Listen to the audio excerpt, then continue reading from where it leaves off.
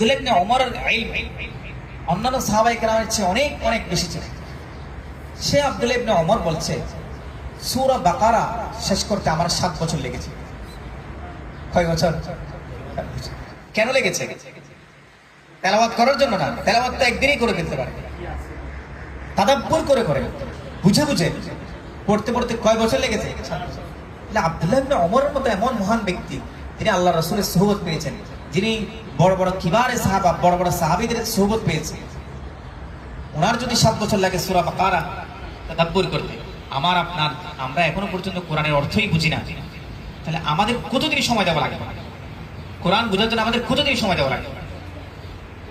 তাহলে আমরা কোরআনকে সময় দিই মাত্র খুবই অল্প। আমরা কোরআনকে খুব অল্প সময় দিই। কোন রকম ফজরের পরে সূরা ইয়াসিনটা পড়ি, এরপরে আর পড়া হয় না, অথবা সর্বোচ্চ হলে 1 পারা পড়ি, তেলাওয়াত করে তাও।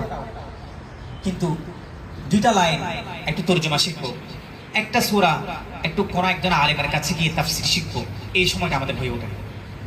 আমরা তাফসীর শিখবো অবশ্যই কার কাছে? আলেমদের কাছে, ব্যক্তিগতভাবে না। তরজমা আমরা ব্যক্তিগতভাবে দেখতে পারি, না বুঝলে আলেমদের শরণাপন্ন হবো। কিন্তু তাফসীর অবশ্যই আলেমদের কাছে, কারণ তাফসীরের অনেকগুলো মূলনীতি আছে। যেটা বলছিলাম, আমি চেষ্টা করলে সময়টা বের করতে পারি। সময়টা আমি কখন বের করতে পারবো? যখন আমি কোরআনের গুরুত্বটা বুঝতে পারবো।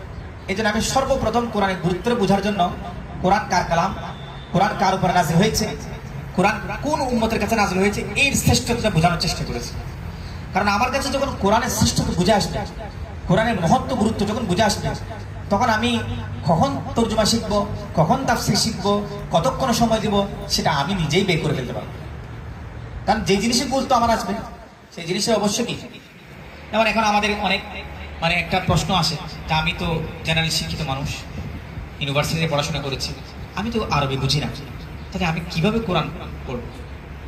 আরে আপনি তো ইংলিশও পারতেন না, আপনি আমেরিকায় যাওয়ার জন্য আপনি IELTS করেন নাই, স্পোকেন ইংলিশের কোর্স করেন নাই আপনি, তাহলে দুনিয়ার জন্য আপনি একটা চাকরির জন্য যদি আপনি স্পোকেন ইংলিশের ক্লাস করতে পারেন 6 মাস লাগাতার, তারপর IELTS করতে পারেন রাতের পর রাত নির্ঘুম থেকে, তাহলে আপনি এই মহান আল্লাহর কালাম, মহান শ্রেষ্ঠ ব্যক্তির উপর নাজিল হওয়া কালাম, মহান উম্মতের উপর উম্মতের কাছে পাঠানো কালাম, এই মহান কিতাব আপনি বুঝার জন্য কিছু সময় দিতে পারবেন না?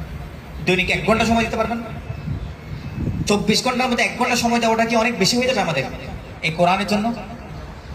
তাহলে এই কোরআনকে সময় দেওয়ার জন্য আমরা কিছু সময় ভাগ করে নিব। আমরা প্রতিদিন 1 ঘন্টা সময় দেওয়ার চেষ্টা করব। সেই 1 ঘন্টার মধ্যে আমরা 3টা ভাগ করব। 1 ভাগ রাখবো তেলাওয়াতের জন্য, 1 ভাগ রাখবো তরজমা বোঝার জন্য, আর 1 ভাগ রাখবো তাফসীর বোঝার জন্য, তাদাব্বুর করার জন্য। তাহলে সাহাবায়ে কেরাম যে কাজটা করতেন, যে কোরআন যতটুকু পড়তেন ততটুকু বোঝার চেষ্টা করতেন, তাদাব্বুর করার চেষ্টা করতেন। কোনো আয়াত না বুঝলে সাথে সাথে রাসূলুল্লাহর কাছে চলে যেতেন যে হে আল্লাহ রাসূল, এই আয়াতটা আমি বুঝতে পারছি না, অথবা বড় বড় সাহাবী যারা ছিলেন তাদের কাছে চলে যেতেন। তাহলে দ্বিতীয় কাজ হচ্ছে কি? এটা তৃতীয় কাজ যেটা, সেটা হচ্ছে কি, যতটুকু আমি কোরআনকে বুঝবো ততটুকু আমল করব।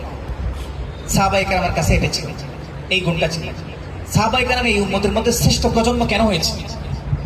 এই শ্রেষ্ঠ প্রজন্ম হওয়ার কারণ হচ্ছে কি, সাহাবায়ে কেরাম কোরআনকে ধারণ করেছে, সাহাবায়ে কেরাম কোরআন থেকে ইলম নিয়েছে, কোরআন থেকে ঈমান নিয়েছে, কোরআন থেকে বিজ্ঞান নিয়েছে।